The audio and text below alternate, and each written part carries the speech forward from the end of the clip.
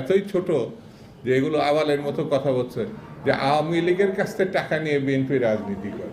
বাবা, বিএনপি যখন রাজনীতি করছে তোমার বাপেরও জন্ম হয় না, তোমার তো জন্ম হয় না। কথা বলার আগে একটু চিন্তা করবা। আমরা ভেবেছিলাম তোমরা জাতীয় রাজনীতিতে এসে একটা কিছু হবা, কিন্তু আবালের মতো কথা বললে পরে তোমাদের সম্বন্ধে মানুষের ধারণাটা কোথায় যাচ্ছে একটু ভেবে চিনতে দেখ। যদি বিএনপির লোকরা প্রস্রাব করে একমাত্র, তাহলে প্রস্রাবের তোরে ভেসে বঙ্গোপসাগরে গিয়ে পড়ব। সবকিছুর একটা সীমা থাকতে হবে। এমন কোনো কথা বলবা না যে কথার দায়িত্ব নিতে পারবা না। নেতা তিনি বললেন বিএনপির যত কর্মী আছে প্রস্রাব কইরা দিলে নাকি সব ভাইসে যাবে। এই অন্য আপনাকে বিনীত অনুরোধ করি, গত 16 বছর আপনার প্রস্রাব করতে নিষেধ করছে কেডা? মানে গত 16 বছর আপনি প্রস্রাব করেন নাই কেন? আল্লাহর রাস্তায় বলেন।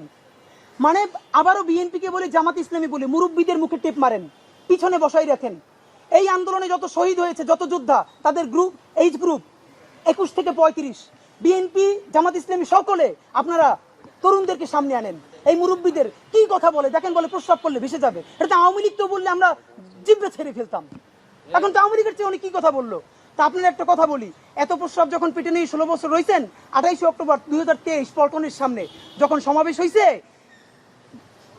গ্রেনেড মারতে পারে নাই, তার আগে বুড়া নেতৃবৃন্দ মুহুর্মুহু করে পালাইলেন। আমরা বিএনপির কর্মী না, তবু 1 ঘন্টা সেখানে স্টেজের সামনে দাঁড়াইছিলাম, কোন একজন মাঝারি মানের নেতাও আসে কিনা আমরা প্রতিরোধ গড়ে তুলবো। একজনও পারেন নাই। যত লাখ লোক আসছে, প্রস্রাব করলে তো আওয়ামী লীগ ভাইসে যাবে, তখন প্রস্রাব চাইবে কোথায় রাখছেন? মাথায় উঠেই রাখছেন। ফাইজলামি কথাবার্তা বলেন।